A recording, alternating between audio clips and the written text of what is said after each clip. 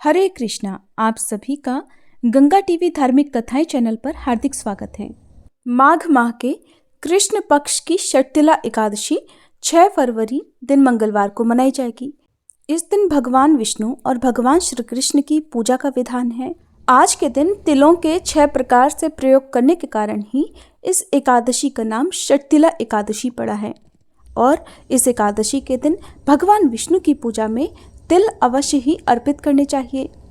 एकादशी व्रत सुबह सूर्योदय से प्रारंभ होकर द्वादशी तिथि के सूर्योदय तक चलता है और द्वादशी तिथि को शुभ मुहूर्त में व्रत का पारणा किया जाता है।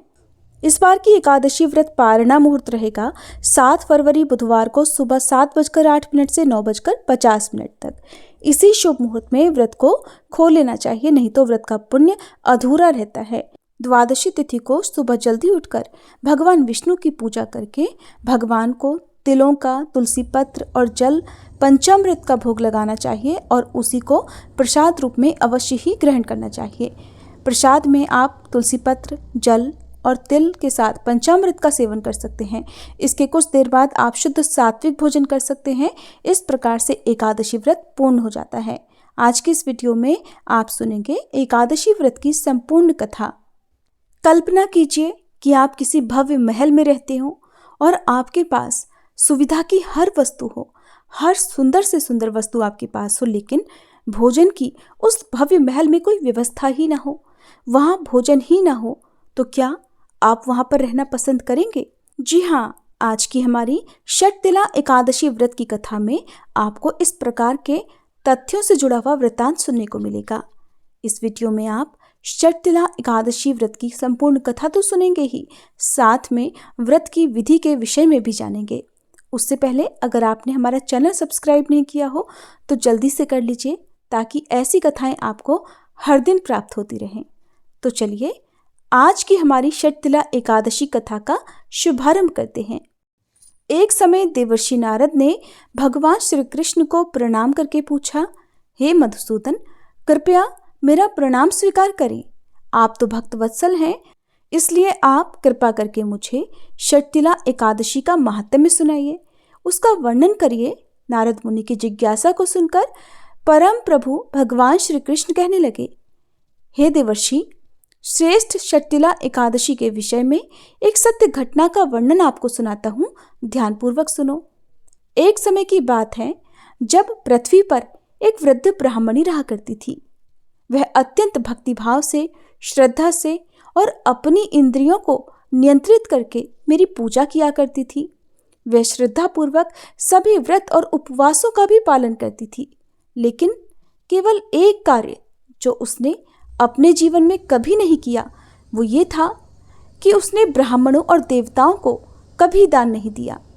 जब मैंने ये देखा तो मैंने सोचा कि इस स्त्री ने यज्ञ और तपस्या के माध्यम से स्वयं को तो शुद्ध कर लिया है, इसलिए अवश्य ही वह मेरे धाम में आने के योग्य है।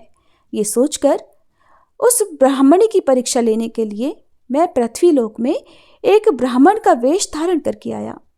मैंने एक भिक्षुक का रूप धारण किया हुआ था और भिक्षा मांगने के उद्देश्य से मैं उस वृद्ध ब्राह्मणी के घर पहुंचा। मुझे देखकर उस ब्राह्मणी ने पूछा, सच बताइए आप कौन हैं और किस उद्देश्य से यहाँ आए हैं? तो मैंने उसे कोई उत्तर नहीं दिया। मेरे इस बर्ताव से ब्राह्मणी को क्रोध आ गया और उसने मिट्टी उठाकर मेरी भिक्षा पात्र में डाल दी। ये देखकर मैं चुपचाप वहाँ से चला गया और वापस अपने धाम में आ गया। कुछ समय बाद अपने पुण्य कर्मों के परिणाम स्वरूप उस वृद्ध ब्राह्मणी को मृत्यु के उपरांत मेरा धाम प्राप्त हुआ और उसने मुझे भिक्षा में जो मिट्टी का ढेला दिया था उसी को लेकर मैंने अपने धाम में उसके लिए एक सुंदर भवन बनाया। जब वह वृद्ध स्त्री उस भवन में आई तो उसने देखा कि उस भवन में सभी सुविधाएं उपलब्ध थीं, लेकिन उसमें अन्न और भोजन का एक कण मात्र भी नहीं था। ये देखकर उसे क्रोध आया और वह मेरे पास आकर पूछने लगी कि प्रभु, मैंने तो आपकी इतनी पूजा, इतने व्रत उपवास किए हैं, लेकिन ये मेरे साथ कैसा न्याय हो रहा है? प्रभु, मुझे अपने इस भव्य महल में न तो कहीं खाने के लिए भोजन प्राप्त हो रहा है और न ही कोई अन्य संपत्ति दिखाई दे रही है। उस ब्राह्मणी की बात सुनकर भगवान श्री कृष्ण ने कहा कि सबसे पहले तो तुम इसी समय अपने भवन में वापस चले जाओ। कुछ समय बाद कुछ देवांगनाएं तुमसे मिलने के लिए आएंगी। उस समय तुम अपने घर का द्वार मत खोलना, तब तक मत खोलना जब तक वह तुम्हें षटतिला एकादशी की कथा न सुना दे। तब वृद्ध ब्राह्मणी ने वैसा ही किया। कुछ समय बाद देवांगनाएं आई तो ब्राह्मणी ने उनसे प्रार्थना की कि मैं तभी द्वार खोल सकती हूँ जब आप मुझे षटतिला एकादशी की कथा सुनाएंगी। ये सुनकर एक दिव्यांगना ने ब्राह्मणी को षटतिला एकादशी की कथा सुनाई।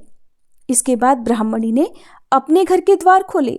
देवांगनाओं के मुख से षटतिला एकादशी व्रत की कथा का वर्णन सुनकर उस ब्राह्मणी ने श्रद्धापूर्वक षटतिला एकादशी व्रत का पारणा किया, जिसके परिणाम स्वरूप उसके घर में अन्न, धन और धान्य की समृद्धि लहराने लगी।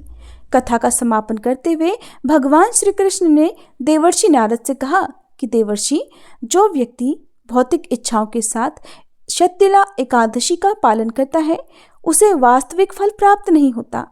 इसलिए प्रत्येक व्यक्ति को निस्वार्थ भाव से इस एकादशी व्रत का पालन करना चाहिए और अपनी क्षमता के अनुसार वैष्णव या ब्राह्मण को भोजन कराना चाहिए, वस्त्रों का या तिल का दान देना चाहिए, क्योंकि इसी के माध्यम से व्यक्ति सदैव आध्यात्मिक चेतना को प्राप्त कर सकता है। भक्तजनों, अब देखिए देवर्षि नारद और भगवान श्री कृष्ण के बीच में ये जो वार्तालाप हुआ था उसे अब दालभ्य ऋषि पुलत्स्य मुनि से दोहरा रहे हैं। दालभ्य ऋषि ने पुलत्स्य मुनि से पूछा, हे ऋषिवर, जब जीवात्मा भौतिक प्रकृति के संपर्क में आती है तब वह पाप कर्म करना आरंभ कर देती है। भौतिक प्रकृति के वशीभूत होकर जीवात्मा ब्राह्मण हत्या तक का पाप भी कर बैठती है। तो ऐसे जीवात्मा को नरक से बचाने का उपाय क्या है? दालभ्य ऋषि का प्रश्न सुनकर पुलत्स्य मुनि ने उनसे कहा, हे नृपश्रेष्ठ, आपने मुझसे अत्यंत उपयुक्त प्रश्न पूछा है। माघ माह के प्रारंभ में कृष्ण पक्ष में जो षटतिला एकादशी आती है उस समय व्यक्ति को अपनी इंद्रियों को नियंत्रित करके परम प्रभु भगवान श्री कृष्ण की पूजा उपासना करनी चाहिए। भगवान के श्री विग्रह को धूप, दीप, नैवेद्य, कपूर और सुगंधित पुष्प अर्पित करने चाहिए। भगवान के पवित्र नाम का जप तथा कीर्तन करना चाहिए। रात्रि जागरण करके दूसरे दिन द्वादशी तिथि को प्रातः ब्रह्म मुहूर्त में स्नानादि से निवृत्त होने के बाद भगवान श्री हरि की पूजा अर्चना करनी चाहिए और योग्य ब्राह्मण को दान देना चाहिए। इस एकादशी में तिल के दान का विशेष महत्व है। इस प्रकार षटतिला एकादशी के महत्व का वर्णन करके पुलत्स्य मुनि ने भगवान श्री कृष्ण और देवर्षि नारद जी के बीच में होने वाले संवाद को कह सुनाया। तो चलिए अब जानते हैं कि हमारी व्यवहारिक स्थिति के अनुसार हमें षटतिला एकादशी का पालन कैसे करना चाहिए। तो सबसे पहले यदि आप नियम पूर्वक इस एकादशी व्रत का पालन करना चाहते हैं तो प्रयास करें कि दशमी तिथि के दिन संध्या समय के बाद अर्थात सूर्यास्त के बाद भोजन ना करें। एकादशी के दिन प्रातः ब्रह्म मुहूर्त में उठकर स्नानादि कर्म से निवृत्त होकर भगवान श्री कृष्ण की मंगला आरती करनी चाहिए। अगर आपके लिए अपने घर में भगवान की मंगला आरती करना संभव नहीं है तो आप अपने आसपास भगवान श्री कृष्ण के मंदिर इस्कॉन मंदिर में जाकर मंगला आरती कर सकते हैं, वहां सम्मिलित हो सकते हैं। नहीं तो आप ऑनलाइन भी भगवान श्री कृष्ण की मंगला आरती में सम्मिलित हो सकते हैं। इसके बाद तुलसी जी को जल अर्पण करके उनकी 3 बार परिक्रमा करें। तुलसी जी को प्रणाम करें। ओम सुभद्राय नमः, ओम श्री तुलसी नमः, ओम हरि प्रियाय नमः, इन मंत्रों का जाप करें। तुलसी जी की सेवा करने के बाद आप किसी स्वच्छ स्थान पर आसन लगाकर बैठ जाइए। अब आप अपने सामने तुलसी जी को रख सकते हैं या भगवान श्री कृष्ण के विग्रह अथवा छवि के सामने भी कथा को पढ़ या सुन सकते हैं। फिर शांत मन से, प्रसन्न मन से, पूर्ण श्रद्धा भक्ति भाव से हरे कृष्ण कृष्ण कृष्ण हरे हरे, हरे राम राम राम हरे हरे, इस महामंत्र का यथासंभव जाप कर सकते हैं। प्रयास करें यह जाप माला के साथ करें। अधिक से अधिक जितना जाप आप कर सकते हैं उतना करने का प्रयास अवश्य करें।